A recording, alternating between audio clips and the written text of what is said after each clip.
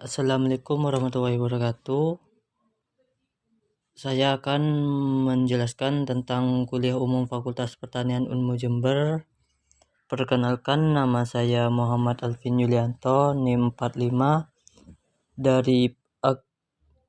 dari kelas Agribisnis A. Pemateri yang pertama, Dr. Muhammad Asmi Endes, dan pemateri yang kedua, Prof. Gembong Priyatitmo. Temanya agroinovasi di era 4.0 untuk pembangunan pertanian yang berkelanjutan.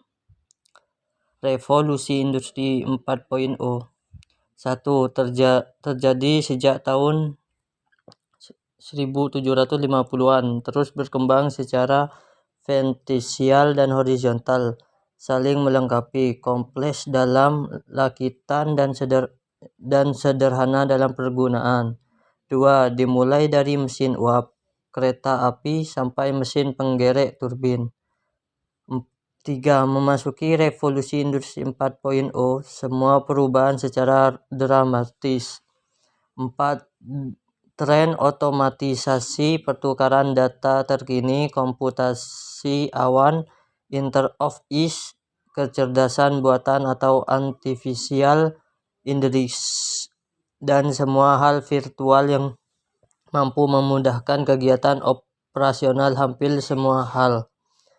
4. Prinsip rancangan dalam revolusi industri 4.0. 1. Interoperabilitas atau kesesuaian.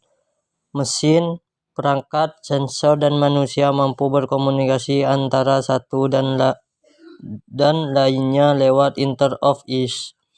2. Transparansi informasi. Sistem informasi mampu menghasilkan salinan dunia fisik secara virtual dengan memperkaya model pabrik digital dengan data sensor. 3. Bantuan teknis. Kemampuan sistem sifer fisik untuk membantu manusia secara fisik dengan melakukan serangkaian tugas yang tidak menyenangkan, terlalu berat, atau tidak aman bagi manusia. 4. Keputusan mandiri. Kemampuan sistem siber fisik untuk membuat keputusan sendiri dan melakukan tugas semandiri mungkin. Titik perubahan dan dampak sosial dalam revolusi industri dan teknologi yang terjadi pada tahun 2025 meliputi: A. 10% pakaian manusia gunakan terhubung ke internet. B. Apoteker robot pertama di AS. C. Mobil cetak 3 dimensi pertama dalam produksi. D. 5% dari produksi konsumen dicetak dalam 3D. E. 90% dari populasi dengan akses reguler ke internet. F. Mobil tanpa pengemudi, populasi 8% dari semua mobil dunia. Transportasi pertama dari hati yang dicetak 3 dimensi. 50% lalu lintas internet ke rumah untuk peralatan dan perangkat. Akan ada kota pertama penduduk 5.000 orang tanpa lampu lalu lintas. Mesin al pertama pada dewan direksi perusahaan. 10 skill di era evolusi industri 4.0. 1. Critical thinking. 2. Creativity. 3. Judgment dan decision making. 4. Service orientation. 5. Negotiation. 6. Cognitive flexibility. 7. Emotion intelligence. 8. Coordinating with order. 9. People management. 10. Complex problem solving. Smart farming 4.0 dan solusi dalam regenerasi pertanian menuju kedaulatan pangan. Menyongsong dan menghadapi era demografi di mana generasi non-produktif lebih besar dari jumlah yang produktif. Sementara kondisi pertanian di Indonesia semakin terpuruk dan program pemerintah untuk kedaulatan pangan sulit untuk dicapai karena diakibatkan oleh berbagai masalah. Untuk mencapai negara berkedaulatan pangan maka diperlukan perubahan drastis sebagai berikut. 1. Karakter branding, yaitu membangun karakter pertanian menjadi petani profesional. 2. Education building, yaitu membangun dan mencerdaskan petani dalam hal usaha taninya. 3. Ekonomi building, yaitu pembangunan potensi desa menjadi pusat ekonomi, di antaranya dibentuk ekonomi kreatif. 4. Teknologi building, yaitu menerapkan teknologi yang tepat guna, murah dan mudah operasionalnya. Untuk menyukseskan program kedaulatan pangan, pemerintah penting sekali melakukan program berikut.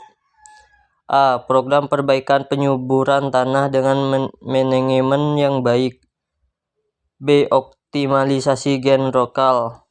C. Pemanfaatan lahan tidur yang sudah dikuasai oknum maupun yang belum.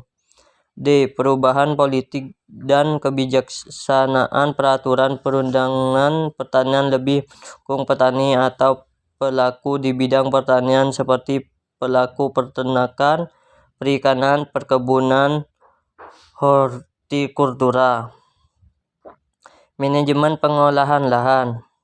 1. Pengolahan lahan atau dibajak, dicangkul untuk berubah struktur tanah atau jenis tanahnya. Terstruktur atau susunan tanah, kontur atau tinggi rendahnya lahan. 2. Sanitasi atau pemberantasan hama penyakit tanah dengan menggunakan 3 agen hayati, antara lain Trichoderma biovaria, Meharicium. 3. Penanaman bakteri dengan menyebarkan pupuk kandang fermentasi atau akan bertindak menambah bakteri tanah, mencuci tanah sehingga bekas urea akan diproses. 4. Irigasi yang baik.